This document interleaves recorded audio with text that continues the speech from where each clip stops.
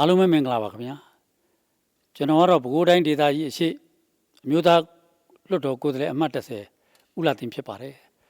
ကျွန်တော်ရဲ့အမျိုးသားလွှတ်တော်မှာတာဝန်ကတော့အစိုးရရဲ့အာမခံချက်များဂရုကိုများစောင့်ကြည့်ထိန်းသိမ်းကော်မတီမှာဥက္ကဋ္ဌဖြစ်တယ်လို့အမျိုးသားလွှတ်တော်ရဲ့သတင်းထုတ်ပြန်ရေးမှာလည်းအဖွဲ့ခေါင်းဆောင်ဖြစ်ပါတယ်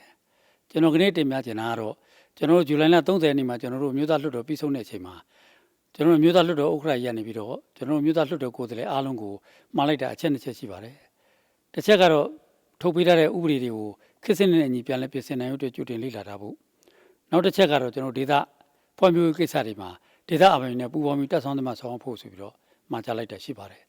အဲ့ဒီအချိန်မှာပဲကျွန်တော်တို့အေရရီတိုင်းမှာလေးမျက်နှာမြို့မှာမိုးရေများတဲ့တောင်ရေကြီးတဲ့မှုတွေဖြစ်ပေါ်နေတာကိုတွေ့ရပါတယ်အဲ့ဒီအချိန်မှာကျွန်တော်တို့မျိုးသားလွှတ်တော်ကိုယ်စားလှယ်များအိမ်မှာအနားမြူနိုင်မင်းနဲ့လေးမျက်နှာမြို့အဲ့ဒီနေရာလောက်ထိသွားပြီးတော့ရေဘေးကယ်ဆယ်ရေးလုပ်ငန်းတွေကိုကိုယ်တိုင်ပေါင်းကိုကြဆောင်ရွက်နေတာရှိပါတယ်အဲ့မှာမျိုးသားလွှတ်တော်ကိုယ်စားလှယ်များဖြစ်ဒေါ်စင်ပပဦးနောက်ဦးအောင်တင်မြင့်ကျွန်တော်ဦးရနိုင်ဝင်းဦးအောင်ကျော်မင်း